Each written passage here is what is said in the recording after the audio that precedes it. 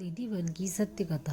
एक बार कलकत्ता का एक भक्त अपने गुरु की सुनाई हुई भागवत कथा से इतना मोहित हुआ कि वह हर समय वृंदावन आने की सोचने लगा।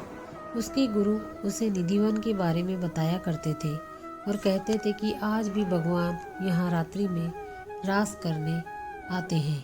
उस भक्त को इस बात पर विश्वास नहीं हो रहा था और एक बार उसने निश्चय किया कि वृंदावन जाऊंगा और ऐसा ही हुआ। श्री राधा रानी की कृपा हुई और आ गया वृंदावन। उसने जो जी भरकर बिहारी जी का राधा रानी का दर्शन किया, लेकिन अब भी उसे इस बात का यकीन नहीं था कि निधिवन में रात्रि को भगवान रास रचाते हैं। उसने सोचा कि एक दिन निधिवन रुक कर देखता हूँ, इसलिए वो वहीं पर रुक गया और देर तक बैठा रहा। और जब शाम होने को आई तब एक पेड़ की लता की आड़ में छिप गया।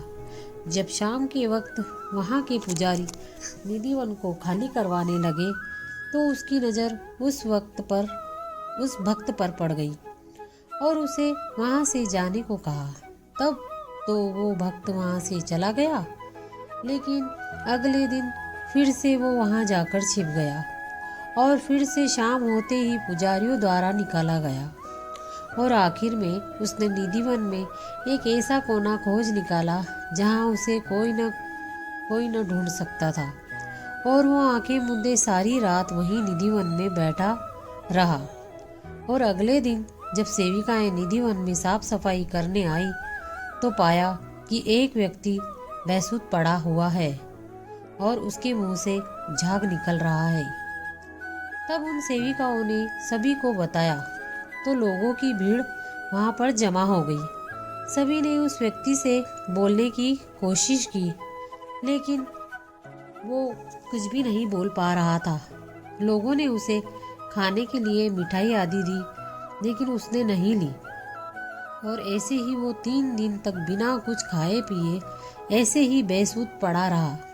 और 5 दिन बाद उसके गुरु, जो कि गोवर्धन में रहते थे, बताया गया। तब उसके गुरुजी वहां आश्रम पहुंचे और उसे गोवर्धन अपने आश्रम में ले आए। आश्रम में भी वो ऐसे ही रहा और एक दिन सुबह सुबह उस व्यक्ति ने अपने गुरुजी से लिखने के लिए कलम और कागज मांगा। गुरुजी ने ऐसा ही किया और उसे कलम और कागज देकर मानसी गंगा में स्नान करने चले गए। जब गुरुजी स्नान करके आश्रम में आए तो पाया कि उस भक्त ने दीवार के सहारे लगकर अपना शरीर त्याग दिया था और उस कागज पर कुछ लिखा हुआ था। उस पर लिखा था, गुरुजी, मैंने यह बात किसी को भी नहीं बताई है, पहले सिर्फ आपको ही बताना चाहता हूँ। आप कहते थे ना कि निधिवन में आज भी भगवान रास रचाने आते हैं, और मैं आपकी कही बात पर यकीन नहीं करता था। लेकिन जब मैं निधिवन में रुका तब मैंने साक्षात बांके बिहारी का राधा रानी के साथ, गोपियों के साथ रास रचाते हुए दर्शन किया। और अब मेरी जीने की कोई भी इच्छा नहीं है। इस जीवन का जो लक्ष्य था वो लक्ष्य मैंने प्राप्त कर लिया, और अब मैं जीकर करूँगा भी क्या। श्याम सुंदर की सुंदरता के आगे ये दुनिया वालों की सुंदरता कुछ भी नहीं है। इसलिए मैं आपके श्री चरणों में मेरा अंतिम प्रणाम स्वीकार कीजिए। वो पत्र जो उस भक्त ने अपने गुरु के लिए लिखा था आज भी मथुरा के सरकारी संग्रहालय में रखा हुआ है और बंगाली भाषा में लिखा हुआ है। कहा जाता है कि निधिवन की सारी लताएं गोपियां हैं जो एक दूसरे की बाहों में बाहें डाले खड़ी हैं। जब रात में निधिवन में राधा रानी जी बिहारी जी के साथ रास लीला करती हैं तो वहाँ की लताएं गोपियां बन जाती है और फिर रास लीला आरंभ होती है। इस रास लीला को कोई नहीं देख सकता। दिन भर में हजारों बंदर, पशु पक्षी, जीव जंतु निधिवन में रहते हैं, पर जैसे ही शाम होती है सब जीव जंतु बंदर अपने आप निधि वन से बाहर चले जाते हैं। एक परिंदा भी वहाँ नहीं रहता। यहाँ तक कि जमीन में अंदर के जीव, चींटी आदि भी जमीन लीला को कोई नहीं देख सकता, क्योंकि रासलीला इस लौकिक जगत की लीला नहीं है। रास तो अलौकिक जगत की परम दिव्य लीला है। कोई साधारण व्यक्ति या जीव अपनी आंखों से देख ही नहीं सकता। जो बड़े बड़े संत हैं, उन्हें निधिवन से राधा रानी जी और गोपियों के नुपुर की ध्वनि सुनी है।